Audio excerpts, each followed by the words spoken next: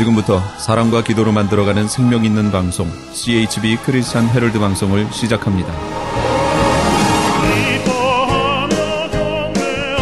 매일 새벽 4시, 매일 밤 11시 하루의 시작과 마무리를 함께하는 CHB 크리스찬 헤럴드 방송은 크리스찬 헤럴드 신문과 가장 인기 있는 기독교 정보를 담고 있는 www.christianherald.com과 함께 오늘도 성실하게 여러분 곁에 함께할 것입니다.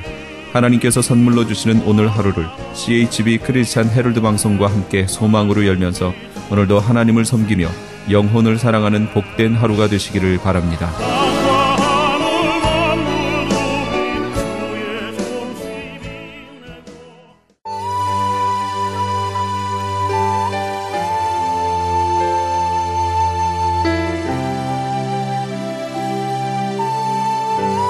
이 새벽을 주님과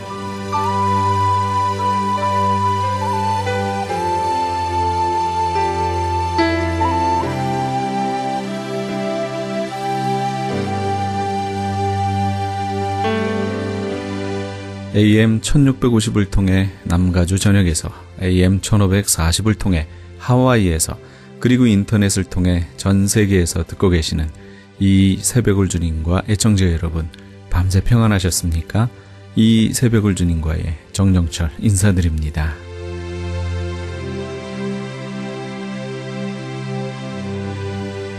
매주 목요일 이 시간에는 주님 세운 교회 박성규 목사님의 말씀 먼저 보내드립니다.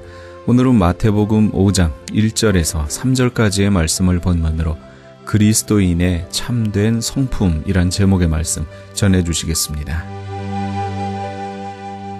이러므로 그의 열매로 그들을 알리라. 예수님 그렇게 말씀하셨습니다. 이처럼 성령으로 거듭난 성도들은 그의 영혼 내면에 성령께서 입혀주는 8가지 성품의 옷을 입게 되는데, 이것을 크리스찬의 8가지 성품이라 이렇게 표현합니다. 이것이 바로 예수님의 산상수훈 8가지에 그대로 너무나 정확하게 나타나 있는 겁니다. 신학자 듀이트는 산상수훈은 예수 그리스도의 전 교훈의 요약이요, 수백의 보석으로 꾸며진 천국의 왕관이다. 크라운, 면류관이라는 거예요. 오늘부터 우리는 시험을 이기신 예수님, 금식 후에 마귀가 나타났어요. 이 사단이 3가지 시험을 했는데 예수님이 다 이기셨습니다. 사단이 떠났습니다. 그리고 예수님은 드디어 공생애를 시작하면서 첫 번 메시지가 산상수훈의 메시지입니다. 거듭난 성도들이 반드시 가져야 하는 8가지 천국 백성의 성품이 그 산상수훈에 녹아져 있는데, 이것을 살펴보면서 함께 여러분이 천국의 기쁨을 누리는 행복한 성도 되기를 주의 이름으로 축원합니다. 이 산상수훈 8복의 첫 번째 복이 이 마태복음 5장 1절에서 3절에 나옵니다. 예수께서 무리를 보시고 산에 올라가 앉으시니 제자들이 나온지라 입을 열어 가르쳐 가라사대 심령이 가난한 자는 복이 있나니 천국이 저희 것이며.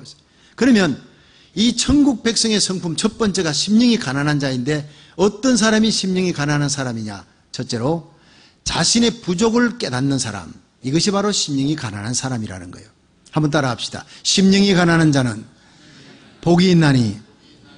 여기서 이걸 헬라어로 얘기하면요, 마카리오이 호이 푸토코이 투 푸뉴마티, 마카리오이 복이 있다, 호이 푸토코이 굶주렸다, 투 푸뉴마티 그 마음이, 이걸 직역해버리면 그 마음이 굶주린 자는 복이 있다, 천국이 저희 것이다. 이걸 의역을 하니까 심령이 가난한 자는 복이 있다, 이렇게 되는 겁니다. 근데 푸토코이라는 이 단어가 문제의 단어예요. 푸토코이가 가난하다로 번역되는데 그것이 굶주렸다는 거예요. 여러분, 우리 심령이 굶주릴 대로 굶주리면 영원한 생명의 떡이신 하늘의 만나 되신 예수님을 찾게 될 줄 믿으시기 바랍니다. 육신은 굶주리면 빵과 떡을 찾지만 우리 심령이 굶주리면 하늘의 생명의 떡인 예수님을 찾는다는 거예요. 누가복음 15장에 보면 탕자의 비유가 나옵니다. 이 탕자의 비유에서 탕자가 아버지 집에 재산 갖고 가서 다 써버리잖아요. 허랑방탕하게 써버리고 거지가 됐습니다. 오갈 데가 없습니다. 돈 있을 때 그 많던 친구들이 다 떠나버리고 그는 외롭게 되어서 흉년이 들어서 돼지 치는 사람에게 붙었는데 돼지가 먹는 쥐염 열매도 주는 자가 없더라 했습니다. 기가 막히지요. 굶어 죽게 된 자리에서야 비로소 아버지 집이 생각났습니다. 내 아버지 집에는 품꾼이 얼마나 많은데, 그 아버지 집에는 먹을 것이 얼마나 많은데 내가 여기서 구출해 죽다니, 이에 이른 아버지께로 가니라.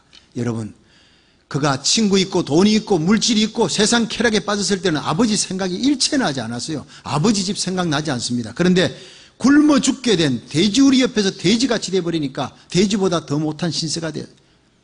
돼지가 주는 지업 열매도 주는 자가 없어요. 거기에서 비로소 아버지 생각이 나고 하늘이 생각나고 아버지 집이 생각나는 거예요. 여러분, 고난은 우리를 주님께로 인도하는 전도자입니다. 하나님은 우리가 하늘 아버지 집을 찾고 하나님을 찾게 하기 위해 우리 육신의 그 사람을 깨뜨리는 거예요.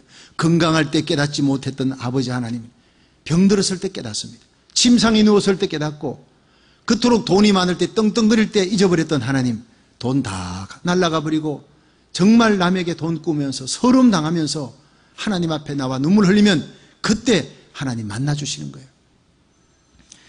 여러분, 내가 의지하던 그 사람 사라졌습니다. 내 건강이 깨어졌습니다. 내 물질이 사라지고 세상에 그토록 의지했던 것 다 떠나갈 때, 외롭게 될 때 비로소 우리의 심령은 가난하게 됩니다. 하늘 아버지 찾게 됩니다. 영적 가난이 바로 우리를 천국 문 앞으로 인도하는 전도자가 된다는 얘기입니다. 지난 토요 새벽 기도회 때 저희 교회 지희순 집사님께서 이런 간증을 했습니다. 지난 8월 13일 위에 이상한 정세를 느끼고 의사를 찾아가서 검사를 했는데 그 전에 이 정세가 속이 더부룩하고 아프고 자꾸 트름이 나고 이상하다는 거예요. 소화도 안 되고. 그래서 자기 위암 수술했는 친구에게 전화를 했더니 그 위암 수술했는 친구가 자기 정세하고 너무나 똑같다는 거예요. 철렁하잖아요. 이거 정말 위암이 아닐까. 병원에 가서 이제 검사를 해서 내시경 검사를 했는데 그 안에 혹이 있다는 거예요. 의사가. 예, 너무나 참담한 마음을 안고 와서 3주 후에 바이옵시를 하자. 조직 검사하고.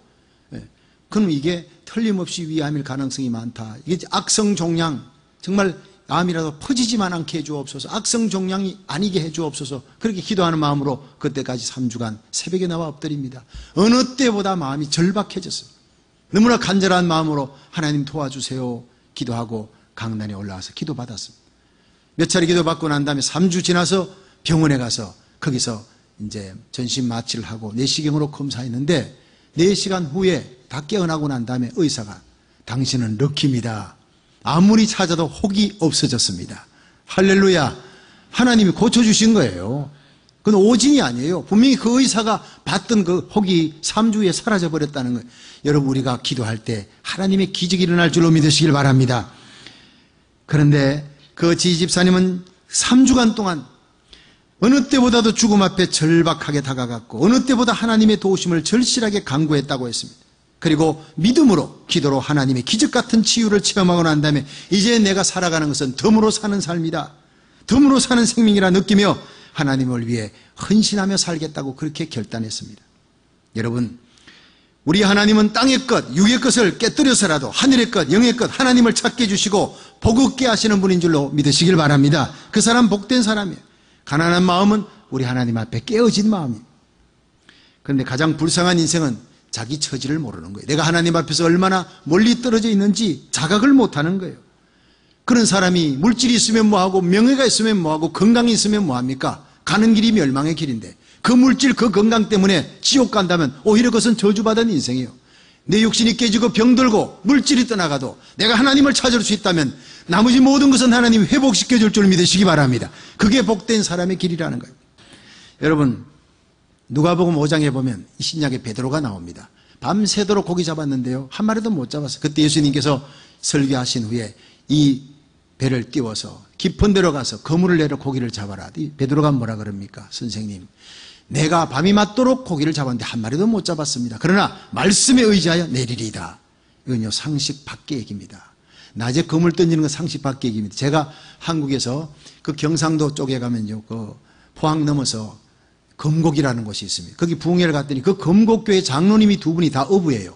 낮 성경 공부 시간에 나오셨더라고요. 마치고, 아니 장로님들 고기 잡으러 안 가십니까? 했더니, 아유, 목사님 몰라서 그렇지 낮에 고기 못 잡습니다. 낮에 그물 던지면 고기가 더 빨라요. 더 빨리 도망치니까 밤에 고기 잡습니다. 나 그때 처음 알았어요.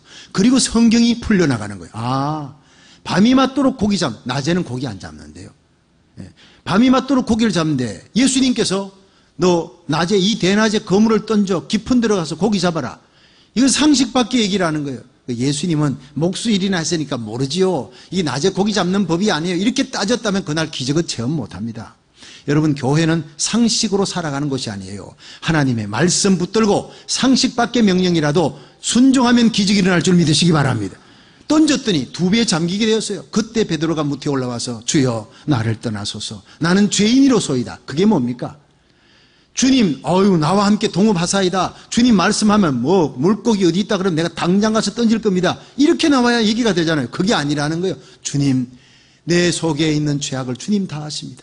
물고기 그 길을 주님이 다 아시는데 내 속에 있는 죄를 왜 모르시겠습니까? 우리 주님은 하나님이십니다. 나를 떠나소서, 나는 죄인입니다. 이렇게 가난한 마음으로 고백한 이 베드로를 하나님이 위대한 초대교회 기둥으로 쓰신 거예요. 하나님의 거룩하심과 하나님의 영광 앞에 나의 무능력과 연약함과 죄성을 깨닫고 무릎 꿇는 자, 겸손한 자, 하나님이 기뻐하시는 사람, 이렇게 자기의 부족을 철저히 깨닫는 자를 들어 성령의 능력을 주어 한실에 하나님 믿음의 영웅으로 서시는 놀라운 역사가 여러분의 삶 속에 일어나기를 주의 이름으로 축원합니다. 두 번째로, 가난한 심령은 무엇이냐? 단순한 심령이에요. 여러분, 가난해지면 복잡해지지 않습니다. 그저 계산하지 않습니다. 가난한 심령은요, 자랑할 게 더 이상 없습니다. 낮아질 대로 낮아졌어요. 주장할 것 없는 깨끗하게 항복하는 마음이. 일본의 천황이 메가더 사령관 앞에서 무조건 항복했습니다. 우리 대한독립만 세대했지 않습니까? 해방이 됐죠. 여러분, 그 일본 천황이 얼마나 자존심 강한데, 일본 히로시마 나가사키의 원자탄이 떨어지고 30만이 죽고 정신이 화들짝 들면서 다 죽겠구나, 무조건 항복이 된 거예요. 이게 바로 가난한 심령이에요. 조건 없이 하나님 앞에 나와 십자가 밑에 나와 내 힘으로는 구원 못 받습니다. 하나님 항복, 이게 바로 가난한 마음이에요. 여러분, 우리가 천국 가려면 이렇게 하나님 앞에 항복이 되어야 됩니다. 하나님 앞에 비어지고 깨끗한 마음, 무언가 절실히 간절히 필요한 것을 하나님 앞에 나와서 매달리는 마음입니다. 여러분, 진정 우리 심령이 가난하게 되면, 우리의 마음이 굶주리게 되면 오직 하나님의 은혜만을 찾고 생명의 떡 하늘의 만나이신 예수님만 찾게 될 줄로 믿으시길 바랍니다. 누가복음 19장에 삭개오 얘기가 나옵니다. 여리고성의 부자요 세리장에 사람들이 보통 오르려고 하는 욕망의 봉우리에 다 올라갔습니다. 세무서장 부자예요. 여러분, 나이가 그쯤 되려면 환갑은 됐었겠지요. 학벌로 말하면 대학원 나와 박사학위는 받았을 거예요. 세무서장 하려면. 그리고 자녀들이 있다면 다 출가했을라. 이제는요, 스키 타고 골프 치면서 이제 인생을 즐기며 엔조이할 그 나이에 예수님 온다니까 예수님 만나려고 이 뽕나무 위를 벌벌 기어 올라가. 여러분, 그 나이에 그 세무서장이 그 신분을 갖고 뽕나무 위를 벌벌 올라가면 동네 애들이 가만히 있습니까? 아이고, 저 삭개오 할아버지 왜 뽕나무 위를 올라가냐? 손가락질하고 동네 사람들 쳐다봐도 I don't care. 난 예수님 만나야 되겠다. 부자가 무슨 소용이 있으며 세무서장이 무슨 소용이냐? 내 마음속에 이렇게 허허벌판에 서 있는데 내 가진 부가 무슨 소용이 있고 명예가 무슨 소용이냐? 내 심령이 굶주려 있는데 나 예수님 만나야 되겠어. 예수님 지나가는 데 가봤더니 사람들이 너무 많아. 갈 수가 없어요.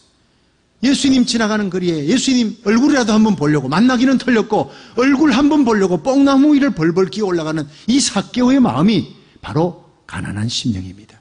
그게 바로 천국 백성의 성품입니다. 예수님께서 길을 바꾸어서, 방향을 바꾸어서 삭개오 있는 쪽으로 오는 거예요. 삭개오가 얼마나 놀랐겠습니까? 뽕나무 밑에 내려오시더니 그 자리에 선 거예요. 심장이 턱 멎을 것 같아요. 예수님께서 고개를 드시더니 삭개오의 눈을 딱 마주치면서 삭개오야, 내려오라. 내가 오늘 너의 집에 유하여야 할 것이니라. 할렐루야.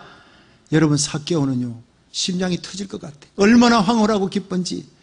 주님을 만나다니 얼굴 한번 먼 발치에서 보려 했는데 주님이 오셔서 내 이름 불러주셨어요. 여러분, 이게 천국 백성을 찾는 예수님의 마음입니다. 예수님은 삭개오 찾아 이 여리고 땅에 온 거예요. 그리고 삭개오 있는 뽕나무를 찾아 어떻게 그 이름을 압니까? 자기 백성의 이름을 주님은 알고 계세요. 여러분이 오늘 이 시대에 삭개오가 되기를 바랍니다. 여호와를 사랑하는 자들이 여호와의 사랑을 입으며 여호와를 간절히 찾고 찾는 자가 여호와를 만날 것이니라. 천국 백성의 성품은 우리 주님을 찾고 우리 주님을 만나 아무리 바빠도 예배는 드리러 나오는 거예요. 내 인생의 주님이 제일인 거예요. 할렐루야. 세계 최대의 부자로 유명한 락펠러가 33살 때 최초로 자기 인생에서 100만 불의 순수한 이익을 얻는 백만장자가 됐습니다. 10년 후 43살에 미국 최대의 부자가 됩니다. 그리고 53세 때 세계 최고의 부자가 됐습니다. 그런데 그는 행복하지 않았습니다. 그에게는 알로피시라고 하는 탈모증 비슷한 병이 생겨 아침에 일어나면 머리카락이 한 움큼 빠지고 눈썹이 빠지고 문둥병같이, 그리고 바짝바짝 말라가는 거예요. 이제 뼈만 남게 되는 거예요. 어느 날 병원에 가서 의사로부터 사형 선고를 받습니다. 락펠러 씨 당신은 1년 내로 죽습니다. 1년을 넘기지 못합니다. 모든 유산을 정리해야 합니다. 그 당시 그는 하루에 100만 불을 버는 사람이었어요. 하루에 100만 불을 버는 세계 최대의 부자였습니다. 그는 의사 얘기를 듣고 잠을 못 자고 음식도 못 먹고 고민하며 그 밤을 보냅니다. 밤새 괴로워하다가 새벽녘 그는 내가 가진 모든 것이 무슨 소용이냐, 내가 죽는다면 내가 가진 모든 것이 무슨 소용이냐, 돈은 아무것도 아니다, 하나님만이 나의 모든 것이 된다, 돈은 아무것도 아니다, 하나님 나 좀 도와주세요, 날 좀 불쌍히 해주세요, 펑펑 울면서 침대에서 내려와 저 침대 기둥 하나를 붙들고 그렇게 울면서 매달렸대요. 그런데 어느 순간에서 보니까 마음에 말할 수 없는 평강이 온 거예요. 예수님이 찾아오신 거예요. 할렐루야. 그날 이후로 그는 완전히 달라졌습니다. 그동안 교회 나가도 피상적으로 찬송을 불러도 입만, 설교를 들어도 머리로 듣는 설교가 이제는 찬송을 불러도 눈물이 나오고, 기도해도 눈물이 나오고, 아멘해도 눈물이 나오고, 가슴으로 감격으로 예배를 드리는 거예요. 그날 이후로 변화된 겁니다. 그리고 그는 뉴욕에 있는 리버사이드 교회를 지었습니다. 하나님께 감사한 마음으로, 자기를 고쳐주시고 치유하신 하나님, 평강 주신 하나님께 감사한 마음으로 리버사이드 교회를 짓고, 록펠러 재단을 만들어 가난한 사람들을 돕는 구제 사업에 자기 재산을 다 쏟아붓습니다. 그런데 이상하게 그 이후로 점점점 잠도 잘 오고 먹을 것도 생기고 식욕도 생기고 얼마나 막 잘 먹고 잘 자고 하는지 몰라요. 55세를 넘기기 어렵습니다. 의사가 얘기했는데 98세까지 살았습니다. 하나님이 고쳐주신 줄 믿으시기 바랍니다. 주님이 의의 태양 되신 예수님이 오시니까 이렇게 모든 것이 치유되고 회복된 겁니다. 빛이신 예수님이 내 마음속에 오시면 모든 어둠이 떠나가는 거예요. 여러분 평강의 주님이 여러분 심령에 오시면 우수사려, 여러분 걱정하는 염려, 걱정, 모든 우환이 다 눈 녹듯이 녹아지고 사라지게 될 줄로 믿으시길 바랍니다. 사랑의 주님이 오시면 내 마음속에 이기심이 사라지고 미워하는 마음이 사라지고 나밖에 모르던 사람이 주여 내 재산 절반 팔아 가난한 자들에게 나눠주며 남에게 토석한 것 4배를 갚겠나이다, 이렇게 고백했던 삭개오처럼 놀라운 변화가 일어날 줄로 믿으시길 바랍니다. 여러분 이스라엘 갈릴리 바닷가에 병든 자, 소경 절뚝벌이 일으켜주시고 중풍병자 고쳐주시고 죽은 나사로 살리셨던 예수님, 우리를 위해 십자가에 달려 죽으시고 부활하신 주님 이 자리에 계신 줄 믿으시기 바랍니다. 그 주님을 여러분 심령에 모시면 모든 병, 난치병, 불치병 즉시 떠나가게 될 줄로 믿으시기 바랍니다. 예배 가운데 치유의 역사가 일어나기를 주의 이름으로 축원합니다. 마지막 세 번째로, 이 심령이 가난한 자는 하나님만을 전적으로 의지하는 사람이 됩니다. 이 가난이라는 말이 헬라어로 푸토코이라 그랬죠. 근데 히브리어로 아니, 전적으로 헌신한다 하는 뜻이에요. 하나님 앞에 깨어진 사람, 나는 아무것도 아니에요, I am nothing, Jesus Christ is everything 하는 사람은 하나님만을 갈망하며 전적으로 하나님은 의지합니다. 범사에 하나님을 의지합니다. 하나님을 열망합니다. 하나님을 의지하지 않고는 한순간도 호흡할 수 없는 절박감을 느끼며 살아갑니다. 열왕기하 5장에는 아람 왕의 군대 장관 나아만의 얘기가 나오지 않습니까? 나아만은 왕 앞에서 크고 존귀한 자였습니다. 근데 그가 문둥병 걸렸습니다. 크고 존귀한 국방장관이 무슨 소용이 있습니까? 문둥병 걸렸는데. 그런데 그때 이스라엘에서 잡아왔던 계집 중 하나가 우리 주인께서 이스라엘에가 우리 선지자 앞에 서면 나음 받을 수 있는데요, 그러니까 왕의 허락을 받고 은 10달란트 금 6,000개 의복 10벌 갖고 이스라엘 왕에게 갔습니다. 그리고 엘리사를 방문합니다. 왕이 엘리사에게 보내니까, 근데 엘리사가 동구밖에 나오기는커녕 집 앞에 가서 문 두드려도 안 나오는 거예요. 나중에 종을 보내었어요. 우리 주인이요 저 요단강에 가서 7번 목욕하고 가래요. 그리고 문 딱 닫고 가버린 거예요. 여기에 여러분 아람 나라 군대 장관이 수많은 문무백관 그리고 군사들 끌고 많은 선물을 갖고 왔는데 이렇게 모욕을 당하고 자존심이 다 깨진 거예요. 돌아섰어요. 내 생각에는 저가 내게 나와서 그 하나님 여호와 이름을 부르고 당치 위에 손을 흔들어 문둥병을 고칠까 했네. 아니 아람 나라 다메섹강 아마나와 바르발 강이 있지 않니? 이스라엘의 모든 강보다 더 맑고 깨끗한 강이 있는데 저 흙탕물 요단강에 가서 목욕하라고 가자. 분노했어요. 녹이 탱천에 가서 이제는 전쟁이다. 이제는 싹 썰어버릴 거다. 막 화가 나서 가는데 그때 말고삐 잡고 있던 사람이 뭐라 그랬네? 아버지여, 내 아버지여, 선지자가 당신을 명하여 큰 일을 행하라 하였다면 행치 아니하였으리까 당신에게 이르기를 요단강에 들어가서 씻어 깨끗게 하라 함이니까. 이 말은 다른 말로 하면요, 아니 선지자가 지금 엘리사가 당신에게 요단강에 가서 씻으라 그러지. 아니 당신이 그보다 더 더러운 오물 속에 들어가라 해도 당신 들어가야지. 나설 수 있다면 당신 이 계급장 다 떼고 장군옷 벗고 나면 당신은 문둥병자잖아. 문둥병인 거 잊었어요? 왜 당신이 자기 전을 몰라? 바로 이 얘기입니다. 이걸 너무나 부드럽고 유순하게 존경하는 말로 바꾸어서 내 아버지여, 선지자가 당신을 명하여 큰 일을 행하라 하였다면 행치 아니하였으리까 당신에게 이르기를 요단강에 씻어 깨끗게 하라 함이리까. 이렇게 존대하며 그렇게 얘기하니까 깨달은 거야. 그렇지, 내가 이 장군복 벗고 나면, 번쩍거리는 계급장 벗고 나면 난 문둥병인데 이 문둥병 낫게 된다면 요단강이 아니라 저보다 더 더러운 것도 들어갈 수 있어야지. 깨닫고 나니까 들어간 거예요. 여러분, 깨닫는 복을 이 아침에 받을 수 있기를 주의 이름으로 축원합니다. 깨닫는 은혜가 제일 큰 은혜예요. 깨닫고 난 다음에 그 말씀을 부여잡고 가는 거예요. 상식에 맞지 않는 말씀, 요단강 들어가라. 자기 자존심 다 내려놓고, 체면 내려놓고, 옷 다 벗고 들어갔어요. 7번 들어갔더니 깨끗이 나왔어요. 어린아이 살처럼 깨끗하게 된지라. 할렐루야. 내 생각은 죽어야 합니다. 신앙에는요, 내 생각, 내 상식이 죽어야 해요.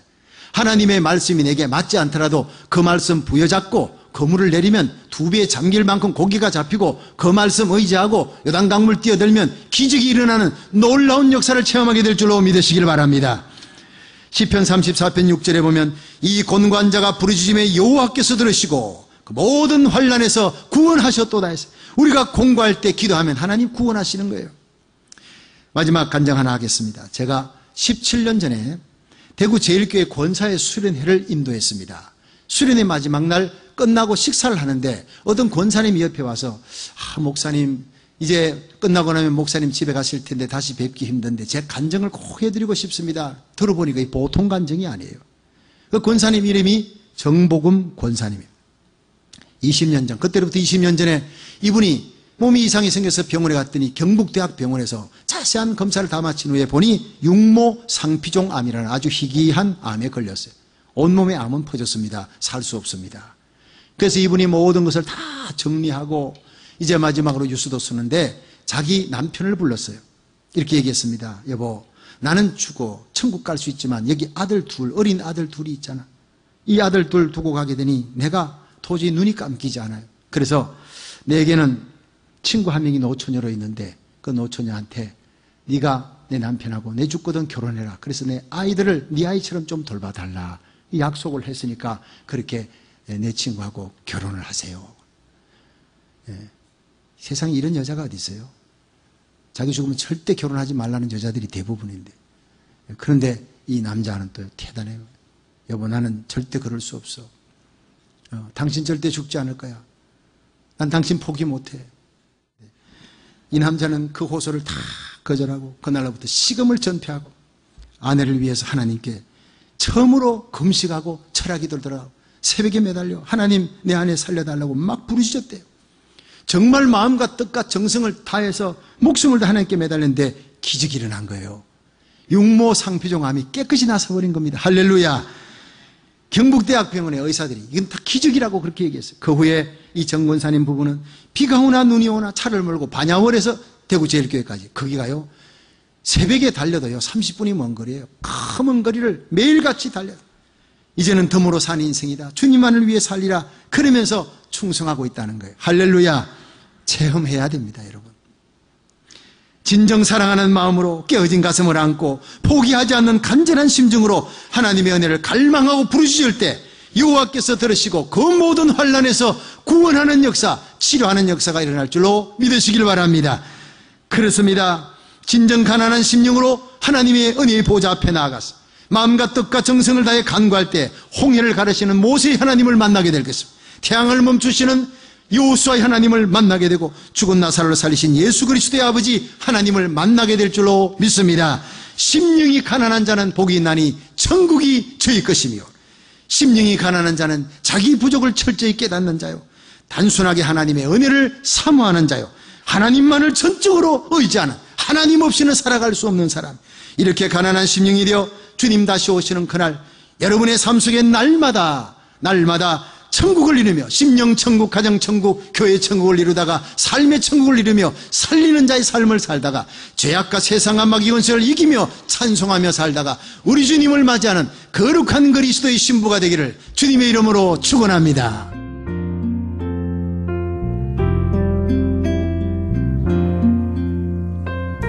지금까지 주님 세운 교회 박성규 목사님께서 그리스도인의 참된 성품이란 제목의 말씀 전해주셨습니다. 주님 세운 교회는 2911 로미타 블루버드 토렌스에 위치하고 있습니다.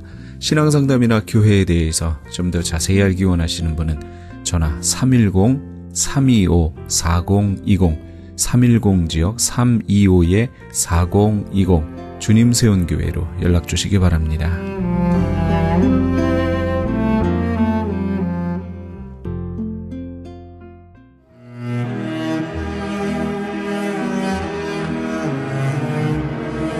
크리스천 헤럴드는 신문과 라디오는 물론 TV, 인터넷을 통해 예수님의 복음을 가장 멀리, 가장 많이 전하는 종합 미디어입니다. 이런 사역을 감당하기 위해서는 우리 애청자 여러분의 후원과 기도가 절실히 필요합니다. 예수님이 우리에게 맡겨주신 이 지상사역에 함께 동참하시지 않으시겠습니까? 내가 너희에게 분부한 모든 것을 가르쳐 지키게 하라 말씀하신 우리 예수님의 지상명령에 함께 동참하시기 원하시는 분은 전화 213-353-0777 213지역 353-0777번으로 전화 주시면 자세히 안내해 드리겠습니다.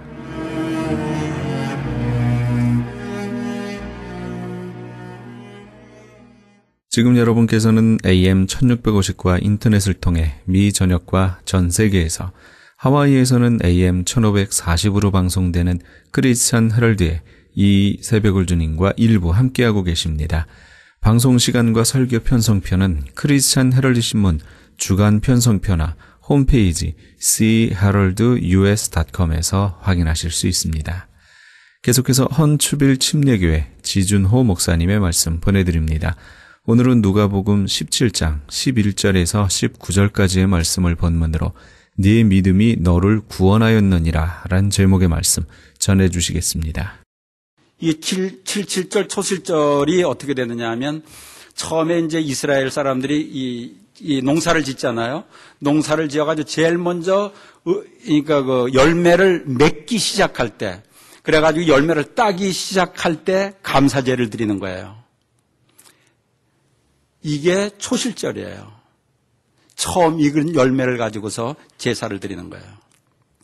그 다음에 또 조금 있다가 수확을 다 하잖아요.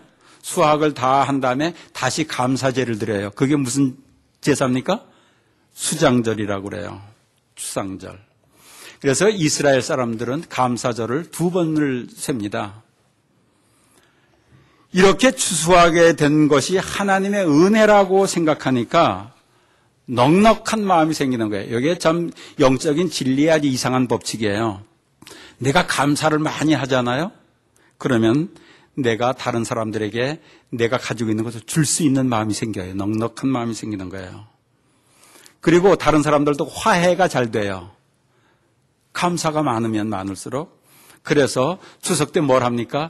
이웃들과 모여서 같이 춤추고 노래하고 먹을 것을 나누는 거예요. 이것을 가만히 보면 우리 조상들이요, 정말 하나님을 아는 백성들이었구나, 이런 생각을 하게 됩니다. 이러한 추석을 생각하면서 감사하면서 이제 오늘도 우리 구역이 전부 다 연합해 가지고서 또 넉넉한 마음을 가지고 또 음식을 준비했잖아요. 그죠? 예, 그래서 저도 빨리 설교를 좀 짧게 하고서 좀 빨리 가서 식사를 했으면 좋겠다, 이런 생각도 좀 들어요. 하나님이 이 세상을 지으신 세계를 보면 그 법칙이 참으로 많습니다. 법칙이. 그 법칙을 뭐라 그럽니까? 진리라고 얘기를 합니다. 이 세상을 지으신 법칙을 진리라고 얘기하는데 이 진리 중에 수많은 진리가 있는데 그 중에 하나가 감사하는 마음을 가지면 이상하게 넉넉한 마음이 된다는 거예요. 여러분들 다 그렇잖아요? 이상하게 감사하는 마음을 가지면 줄 수 있는 마음이 된다는 거예요. 그리고 감사하는 마음이 있으면 노래가 나오더라는 거예요. 노래가. 그래서 감사절기에는 항상 노래가 있어요. 그리고 춤추고 노래하면서 연합하면서 오는 하나님의 능력을 경험하게 된다는 거예요. 그래서 감사를 하면 하나님의 축복이 우리들에게 임하게 되고요. 감사하지 않으면 우리들은 사단의 노예가 됩니다. 이 영적인 원리에 참 중요한 거잖아요. 감사하면 하나님의 성령의 인도를 받게 되고 감사하지 않으면 누구의 노예가 돼요? 사단의 노예가 되는 거예요. 내가 불평할 때 누구의 노예가 돼 있는 거예요? 사단의 노예가 돼 있는 거예요. 감사하지 않으면 점점 이상하게 살아가면서 보세요. 감사하지 않는 사람들은 외로워지게 되고 우울해지게 됩니다. 또 이것만 하면 괜찮은데 이 일이 잘 풀리질 않아요. 되는 것 같은데 안 되고 계속 그렇게 되잖아요. 돈은 많이 벌었는데 자녀들은 안 되고 뭐 이렇게 되는 거잖아요. 여러분들 그 좋은 예가 그 감사하는 사람하고 감사하지 않는 사람으로 좋은 예가 우리 주일학교 교사들에게 나타난다는 거 아십니까? 교사들에게도요. 어린이 주일학교 교사를 여기 해보신 분들 손 들어보세요. 주일학교 교사 해보신 분들 다 해보셨죠? 예. 주일학교 교사를 하면서 여러분들이 경험해 보신 분들이 있을 거예요. 교사를 하면서 경험하는 게 뭐냐면 아이들이 잘 싸워요. 그죠? 자기들끼리 툭 하면 싸우고 그래서 싸운 다음에는 꼭 선생님한테 와서 일러요. 제가 뭐 이랬대 저랬대 막 이라고 일러요. 그러다가 또 어느 날 보면 또 자기들 또 친해져. 막 또 같이 놀아. 그러다 또 싸워. 그러면서 또 와서 제가 뭐 이랬대 저랬다 막 이러고 그래요. 이럴 때 친구가 잘못했다고 이르는 것들이 많이 있어요. 제가 나를 때렸어, 뭐 제가 어쩌고 그래서 그러면서 이르면서 그 미운 친구를 이르면서 그 잘 이르는 게 한 가지가 있는데 그게 뭔지 아십니까, 여러분? 교사해 보신 분들 아마 아실지 몰라요. 선생님, 제가 기도하면서 눈 떴어요. 이러고 이른다는 거예요. 선생님들이 이렇게 어린이들이 싸우고 그리고 친구를 선생님에게 혼나게 하려고 이럴 때, 제 눈 떴어요. 이럴 때 선생님이 두 종류로 나눠준다 그럽니다. 두 종류로. 하나는 어린이들이 제가 기도하면서 눈 떴대요 하면서 친구를 이르는 어린이에게 뭐라고 얘기하냐면은 내가 어떻게 눈 감았는데 네가 눈 떴는 제가 그 눈 뜬 것을 어떻게 알아? 그러면서 너도 눈 떴었잖아. 이제 이런다고요. 그러면서 아이고 이런 애들을 데리고 내가 교사를 하니까 짜증을 내는 그런 교사들이 있다는 거예요. 그리고 친구가 눈 뜬 것을 이루는 친구에게 야단을 치듯이 또 얘기를 합니다. 뭐라고 얘기하는지 아세요? 하나님이 그렇게 속 좁은 하나님인 줄 알아 이놈아. 눈을 뜨고 기도한다고 안 들어주시고 눈을 감고 기도한다고 안 들어주시고 그러는 줄 알아. 그러면서 얘기를 해요. 아이고 교회 다니는 아이들이 왜 이래. 그러면서 교사하는 것을 짜증스럽게 생각한다는 거예요. 이런 교사는 틀림없이 오래 교사를 못해요. 조금 하다가 교사하기가 지겹다고 집어치우는 거예요. 교사만 집어치우는 게 아닙니다. 신앙생활도 시들시들해져 버려요. 그러다 교회를 떠나는 경우들도 생깁니다. 왜냐하면 이러한 사람들은 교회 안에도 부정적인 것을 잘 보고 계속 컴플레인을 하면서 결국은 나중에는 교회가 뭐 이래 그러면서 다 떠나게 된다는 거예요. 이게 우리들 삶에서 많이 일어나는 일들입니다. 그런데 다른 선생님은 어떻게 하는지 아세요? 자기도 눈을 뜨고서 남이 눈 뜬 것을 이루는 친구를 귀엽네라고 생각하는 거예요. 귀엽네. 그리고 하나님께 이렇게 철없는 어린이들을 저에게 맡겨주시고 바른 인격과 신앙을 가질 수 있도록 저를 사용해 주시니 감사합니다 하는 교사가 있더라는 거야. 또 눈을 뜨고 기도하나 눈을 감고 기도하나 하나님이 다 들어주시는 것을 모르고 기도는 그냥 눈을 감고 한다는 것만 아는 어린이들에게 기도가 무엇인지를 가르쳐주고 기도를 어떻게 해야 하는지를 가르쳐주고 내가 바르게 가르칠 수 있는 기회를 주셔서 하나님 감사합니다 하는 거예요. 이렇게 감사하면서 선생님을 하는 교사는 문제를 주신 것을 오히려 하나님께 감사하면서 생각하고 그 문제를 위하여 자기를 보내신 것이라고 생각하고 하나님이 자기에게 교사를 맡기신 것에 오히려 감사를 하게 되더라는 거예요. 이러한 선생님은 점점 세상을 살면서 문제를 만나잖아요.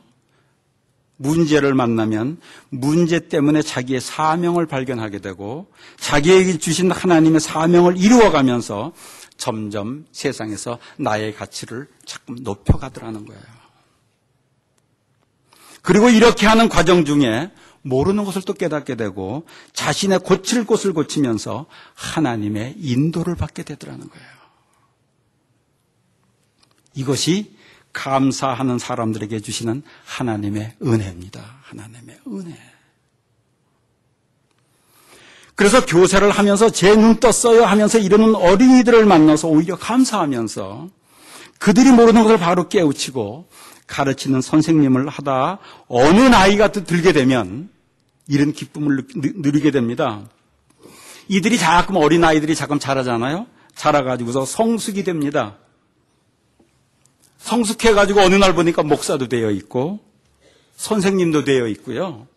의사도 되어 있고 사장도 되어 있고 엔지니어도 되어 있고 정치인도 되어 있고 그들이 찾아오는 거예요. 저 아세요? 옛날엔 누구였는데 아세요? 저한테 이메일도 오고 또 카톡도 보내고 나 지금 뭐 해요? 보내주는 거예요. 이럴 때 기쁜 거 아니겠습니까? 인생 사는 맛이 나는 거잖아요. 이렇게 교사를 하면서 어린아이들을 가르치다 보니까 또 자기 자녀들도 어린이들을 가르치면서 생긴 노하우로 자녀를 가르치게 되니까 자기도 모르는 사이에 자녀 교육도 잘하게 되는 모습이 또 되는 거잖아요. 여러분, 하나님이 우리를 축복하시는 방법이요. 그럼 여러분들이 교회 나와서 예배 한번 드리고 기도 한번 하니까 그냥 하늘에서 복을 팍팍팍팍 내려주시는 게 아니고요. 이러한 진리에 의해서 여러분들을 축복해 주시는 것을 이해하고 깨닫는 성도들 되시길 주의 이름으로 축원하겠습니다. 얼마나 중요한 일인지 몰라요. 이렇게 우리 감사가 우리를 복되게 하는 거예요. 그래서 시편 100편에서 무슨 얘기를 하냐면은 감사함으로 어디에 들어가요? 그 문에 들어간다. 어떤 문? 하나님의 은혜의 문에 들어간다는 거예요. 감사함으로. 감사함으로 축복받는 문으로 들어간다는 거예요. 감사함으로 하나님의 능력을 내 것으로 만드는 문으로 들어간다는 거예요. 여러분들 이 성경에서도요, 감사하면서 하나님의 기적이 나타나는 중요한 얘기가 하나 있죠. 오병이어의 기적입니다. 한번 볼까요? 예수님께서 사막에서 사람들에게 말씀을 가르치시기도 하고 병든 자들을 고치시기도 합니다. 그러다 날이 저물었어요. 저녁이 되었어요. 저녁 식사 시간이 되었습니다. 제자들이 예수님께 이야기를 하는 거예요. 예수님, 저녁 식사 시간도 되었으니 사람들을 마을로 보내서 저녁을 좀 먹고 이렇게 와서 그 다음에 말씀을 듣게 하시지요. 그러니까 예수님께서 이런 얘기를 합니다. 마을로 보낼 필요 없다. 너희들이 그들에게 먹을 것을 줘라. 이렇게 얘기를 합니다. 이 소리를 들은 제자들이 어떤 생각을 했을까요? 그럼 그렇게 하지요. 내가 가지고 있는 걸 줄까요? 그렇게 얘기를 안 하고 이렇게 생각했어요. 예수님은 현실을 몰라. 우리 사정을 몰라. 답답해. 그랬을 것 같아요. 우리가 떡 만드는 기계인 줄 아는 모양이지. 우리의 사정은 전혀 고려하지 않고 자기 생색내는 일만 자꾸 하려고 그래. 그죠? 그래서 제자들이 이런 얘기를 합니다. 예수님, 우리가 가지고 있는 것은 물고기 2마리하고 떡 5개밖에 없거든요. 이렇게 얘기를 합니다. 예수님께서 이 말씀을 들으시고, 그래, 떡 5덩어리와 물고기 2마리를 나에게 가져오너라. 그리고 그 작은 것을 가지고 감사하시는 거예요. 감사하시잖아요. 감사하시고 그 다음에 제자들에게 그럽니다. 이것을 갖다가 나눠주라고. 나눠주면서 보니까 바구니에 물고기와 떡덩어리가 줄어들질 않아요. 나눠주고 또 나눠줘도 계속 생기는 거예요. 안 될 것을 먼저 생각하지 않고 먼저 감사하면서 나에게 주신 것으로 무엇을 할까를 먼저 생각하는 거예요. 내게 있는 것으로 그냥 주는 거예요. 내게 그냥 있는 것을 작지만 그냥 줘보려고 하는 거예요. 이때 뭐가 일어납니까? 하나님의 기적이 나타나게 되더라는 거예요. 먹을 것을 주어야 하는데 먹을 것이 없는 어려운 순간을 하나님이 주신 것은 하나님께서 주시는 기적을 주시기 위한 순간이었더라는 거예요. 믿음 생활하면서 이 진리를 모르더라고요.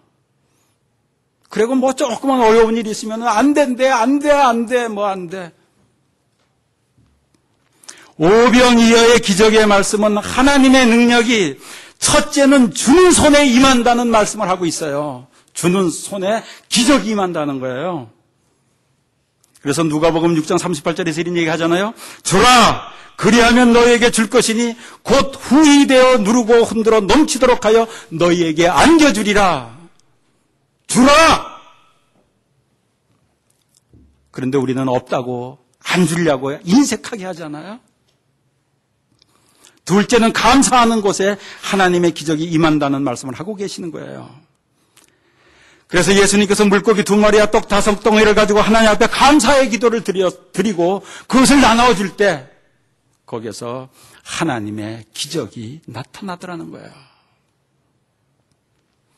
그래서 우리들에게 주어진 모든 상황을 감사로 받으면 버릴 것이 하나도 없어요. 버릴 것이 하나도 없어요.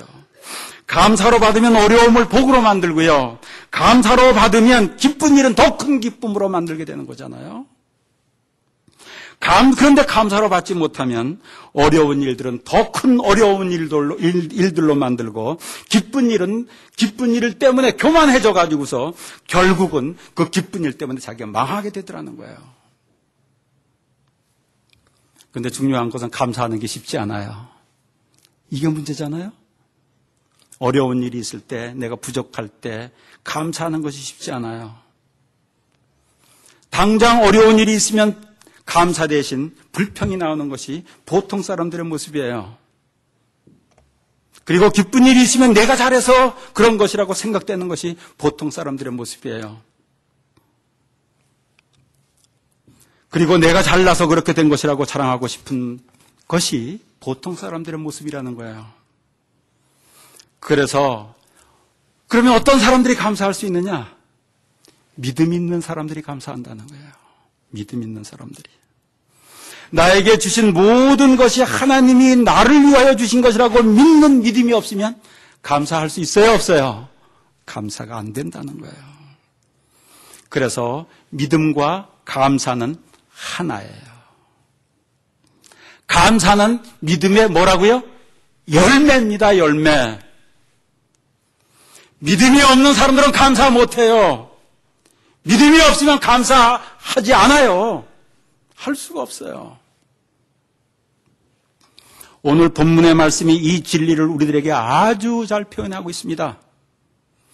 사마리아 지방과 갈릴리 지방의 경계를 예수님께서 지나가시다가 이렇게 보니까 마을에 그 문둥병자들이 있는 거예요. 10명이 있어요.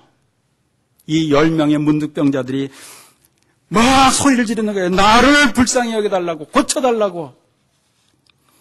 이 소리를 들으시고 10명의 문둥병자를 예수님께서 다 고쳐주시잖아요. 이렇게 10명의 문둥병자가 고침을 받았는데 9명은 감사할 줄을 모르더라는 거예요. 그런데 한 명의 사마리아인만이 와서 감사를 하는 거예요. 그런데 이 사마리아인은 어떤 사람인지 아십니까? 교회도 안 다니는 사람 같은 사람이에요. 겉보기에는 하나님을 믿지 않는 것 같은 사람만이 와서 예수님이 자기를 고쳐주셔서 낫게 되었다는 것을 고백하면서 예수님께 감사하더라는 거예요. 이렇게 감사하는 사람이 한 사람밖에 없는 것을 보시면서 말씀을 하십니다. 10사람이 다 깨끗함을 받지 아니하였느냐? 그 9은 어디 있느냐? 이 이방인 외에 하나님께 영광을 돌리러 온 자가 이 한 사람밖에 없느냐? 어떻게 믿음이 있다고 하는 사람들은 믿음의 열매인 감사가 없고 믿음이 없는 것처럼 여겨지는 사람만 믿음의 열매인 감사를 하느냐? 예수님께서 속이 상하셨어요. 믿는다고 하지만 진실로 그 안에 믿음이 없이 살고 있는 사람들을 향하여 속상한 마음을 표현하는 거잖아요. 그래서 감사하면서 예수님의 발 아래 엎드려 있는 사마리아인을 향하여서 말씀을 하십니다. 내 믿음이 너를 구원하였다. 사마리아인은 겉모양은 믿음이 없는 것처럼 살아온 사람입니다. 그러나 그 진심에는 믿음이 있더라는 거예요. 하나님이 한 일을 보더라는 거예요. 하나님이 하신 것을 믿더라는 거예요. 믿음이 감사로 나타나는 것을 보시고 내 믿음이 너를 구원하였다고 얘기하고 있어요. 이러한 예수님의 마음을 알지 못하는 사람들은 이 말씀에 의문을 가지게 됩니다. 어떤 사람들, 많은 사람들이 저한테 질문해요.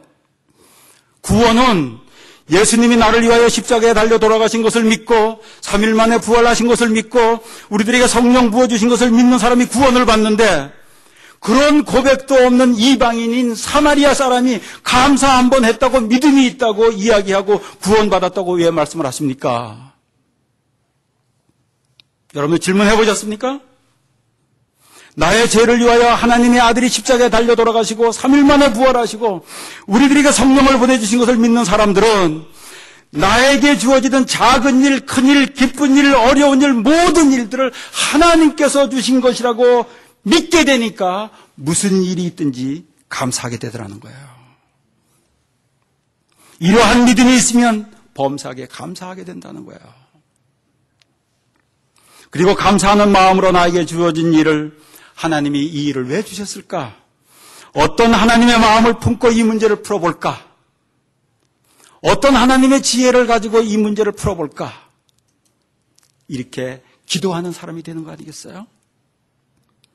이렇게 될 때 우리들의 삶이 점점 하나님의 진리 안에 거하게 되고 하나님과 교통하게 되고 하나님의 사랑 안에 거하게 되고 그러면서 하나님의 은혜를 경험하는 우리들의 모습이 되는 거 아니겠습니까? 이게 신앙인이에요. 이게 신앙인이에요. 헨리 포드가 자동차 왕으로 명성을 날리고 있을 때였습니다. 조지아주의 어느 시골 마을에서 여교사 마르다 베리로부터 편지 한 통을 받습니다. 헨리 포드가요. 편지의 내용은 아이들을 위하여 피아노 한 대를 놓고 싶은데 $1,000를 기증해 줄 수 없겠느냐고 편지를 한 거예요. 헨리 포드에게.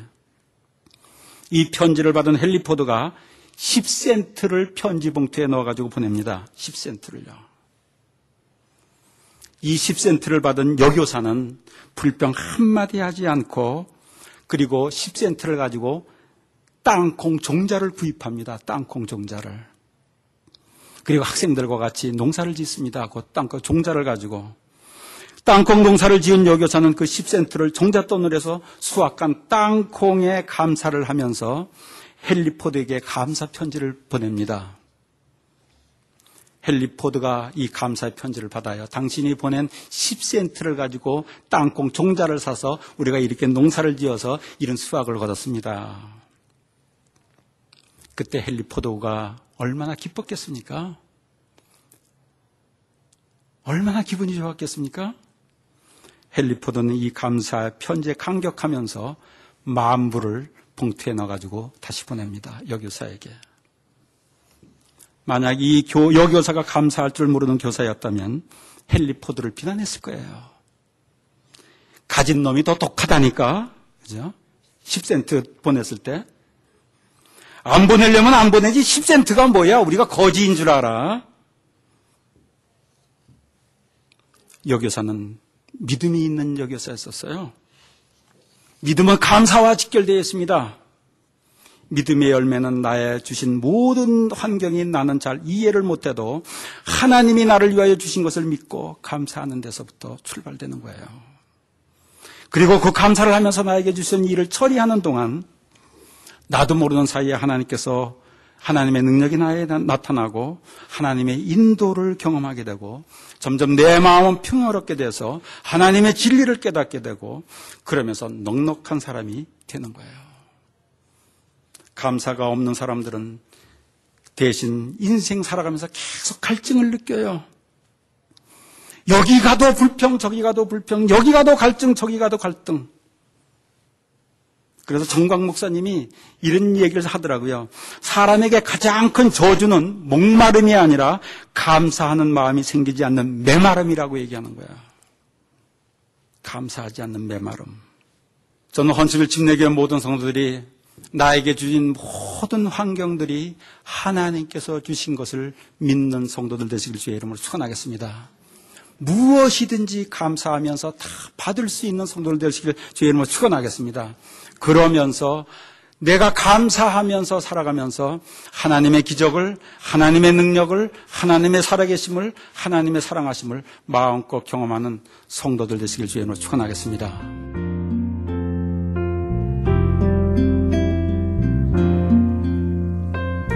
지금까지 헌츠빌 침례교회 지준호 목사님께서 내 믿음이 너를 구원하였느니라 란 제목의 말씀 전해주셨습니다. 헌츠빌 침례교회는 헌츠빌 알라바마에 위치하고 있습니다. 신앙상담이나 교회에 대해서 좀 더 자세히 알기 원하시는 분은 전화 256-880-2390 256지역 880-2390 헌츠빌 침례교회로 연락주시기 바랍니다.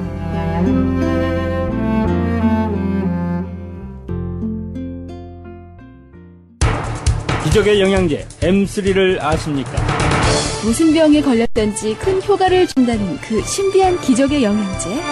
혈액에 영양을 공급하여 힘이 생기니까 피곤하지 않고 이제는 지팡이 없이 걸을 수 있다고 많은 분들이 간증을 합니다. 혈액 해독, 기력 회복, 뼈 골수 영양 공급, 심장, 뇌, 혈전 용해. 유태인 회사가 제조한 특수 영양제 M3. 혈액 순환을 잘 되게 하는 최고급 영양제. M3. 크던 작던 아픈 곳이 있다면 M3.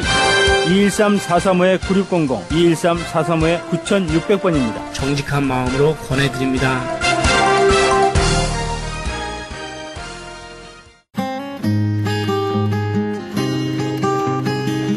교계 게시판.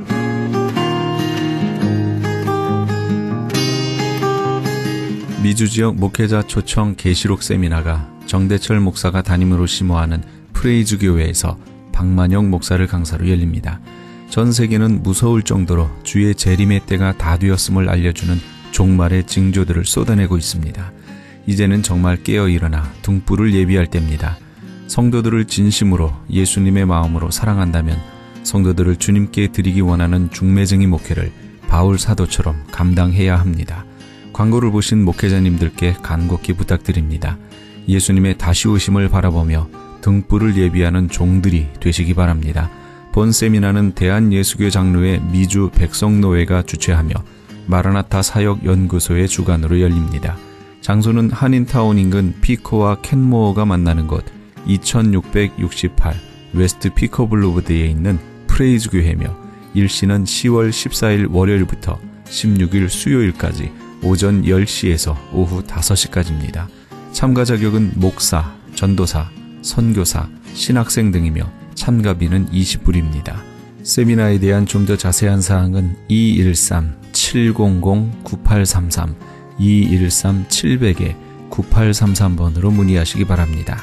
깨어 선지자적 사명으로 주의 다시 오심을 증거하고 주의 길을 예비케 하실 주의 종들을 찾는 본 세미나에 함께 오셔서 동참하시기 바랍니다. 미주 기독교 2단 상담 본부에서는 2013년도 미주 2단 상담원 훈련 세미나를 개최합니다. 한국의 2단 상담소 협회 대표회장 진용식 목사를 초청하여 열리게 되는 이번 2단 상담원 훈련 세미나는 미주로 몰려오고 있는 신천지에 관한 상담 훈련이 구체적으로 있을 예정입니다.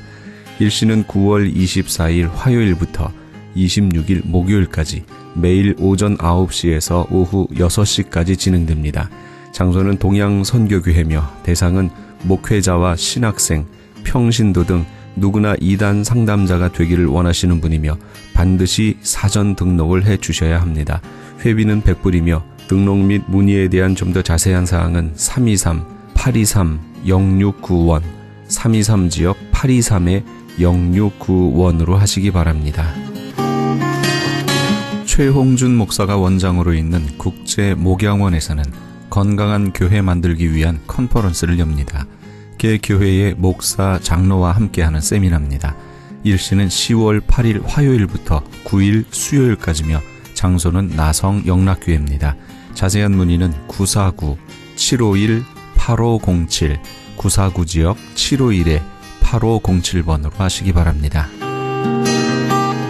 이영선 목사가 단장으로 있는 남가주 미랄 선교단에서 제16회 장학기금 모금 후원의 밤 행사를 개최합니다. 남가주 미랄 선교단은 지난 2001년부터 지금까지 총 149만 6,600달러의 장학금을 지급해왔으며 올해에는 94명의 장애우 학생들에게 15만 8천 달러를 수여하기도 했습니다. 특별히 이번 찬양의 밤 행사에는 CCM 가수 소향과 아메리칸 아이돌 한희준 군이 각각 초청될 예정입니다. 일시는 10월 25일 금요일에는 ANC 온누리교회에서, 10월 26일 토요일에는 남가주 사랑의 교회에서, 10월 27일 주일에는 베델 한인교회에서 있을 예정입니다. 좀 더 자세한 문의는 714-522-4599, 714지역 522국에 4599번으로 하시기 바랍니다. 교계 게시판에 대한 좀 더 자세한 사항은 크리스찬 헤럴드 신문 교계 소식란을 참조하시기 바랍니다.